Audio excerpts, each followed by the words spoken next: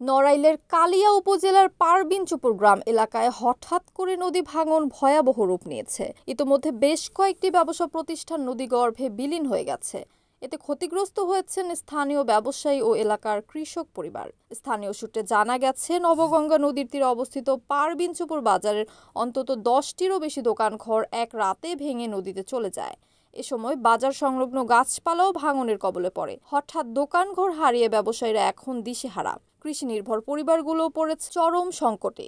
এ বিষয়ে ক্ষতিগ্রস্ত চায়ের দোকান মালিক দিলরুবা, মুদি, চা ও কসমেটিক্সের দোকান মালিক আব্দুল কুদ্দুস ও স্থানীয় বাসিন্দারা জানান, একদম তারা আমাদের বাসায় গেছে, যাই বলতে শিগগিরই ওঠো, তোমাদের দোকান ভেঙে চলে যাচ্ছে নদীতে। এখন দৌড়ে দৌড়াতে আইসি, কয়েকজনে টানাইজা করেছে, দোকান টেনে নেওয়ার জন্য কোনোভাবে সরাতে পারিনি। কোনো কিছু মালামালা একটু সরাইছি, কিছু আমার একটা না কিন্তু 5-6টা দোকানে একসাথেই মুহূর্তের মধ্যে দেখতে চলে গেছে। কেউ কিছু সরাতে পারিছে, কেউ পারিনি। আর একটা বাজার, সামনে আরো অনেক কিছু দোকান আছে।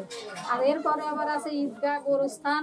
এখন আমাদের তো যা গেছে তা ক্ষতি হয়েছে গেছে, আমরা তো দেখছি।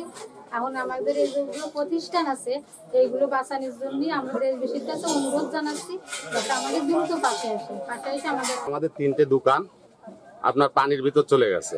আর একটা দোকান যাবে, তার পাশে আর একটা দোকানও যাবে। সেই সময় আমরা সবাই হাতে ভিতে ধরে কিছু মাল, ভিতরের যে মালটাল ছিল কিছু বের করতে পেরেছি, কিছু নদীতে চলে গেছে। আর এই পাশে আর কিছু দোকান আছে যে এখন পুরো হুমকির মুখী, এবং পাশে আছে একটা ঈদগাহ, একটা গোরস্থান, মসজিদ প্লাস মাদ্রাসা দিয়ে 4-5টা প্রতিষ্ঠান দিয়ে হুমকির মুখী। এখন আমাদের এখানে জনপদের সব কৃষক মানুষ কাজের শেষে এখানে একটু আসে, কিছু শাক সবজি নিয়ে আসে, এখানে বিক্রি করে। কয়েকটা বিভিন্ন প্রকার দোকান পাশাত আছে। এখন এটা বিলীন হয়ে যাওয়ার উপকূল হয়েছে। এখন আমরা এটার জন্য এখানে বাস্তার জন্য আবেদন করতেছি এবং প্রশাসনের কাছে আমাদের। আমার এই জায়গায় দোকান ছিল, এই যে মুদিখানার দোকান, কসমেটিক দোকান, এরপরে নির্ভর করতো আমার সংসার। এখন তো এই নদী ভাঙনে আমার এই দোকান পাশা চলে গেছে। আমার এখন এই যে বাজারের অনেক পুরনো বাজার, এরপরে নির্ভর করে কয়েক হাজার মানুষের বেচা কিনা। আর এখন এইটা ভাঙে যাওয়ার পরে আমাদের এই যে পাশে ঈদগাহ রয়েছে, এই সমস্যা দিয়ে আমাদের তো সব ভেঙে গেছে। দ্রুত ব্যবস্থা নিতে হবে। দ্রুত ব্যবস্থা না নিলে নদী ভাঙনে তো আমাদের সব চলে যাবে। চলে গেলে আমাদের তো সব সমস্যা।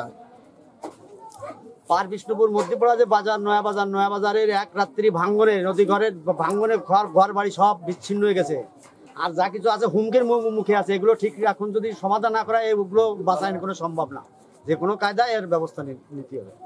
পুরুলিয়া ইউনিয়ন পরিষদের সাবেক চেয়ারম্যান আবু বকর সিদ্দিক বলেন, এখানে অনেকগুলো বাজার ঘর, 10-12টা ঘর চলে গেছে। ছোটখাটো বড় দিয়ে সব 10-12টা ঘর চলে গেছে।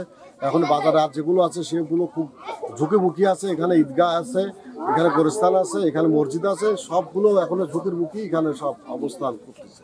এখন এখানে দৌড়তু বাস্তা দিয়ে এটা অন্তত ইমার্জেন্সি ব্যবস্থা ঘোষণা করে এটা স্থায়ী সমাধান পানি উন্নয়ন বোর্ডের কাছে আমাকে মানে অকুল আবেদন নিবিত যে পানি উন্নয়ন বোর্ডের নির্বাহী প্রকৌশলী অভিজিৎ কুমার সাহা বলেন, আসসালামু আলাইকুম।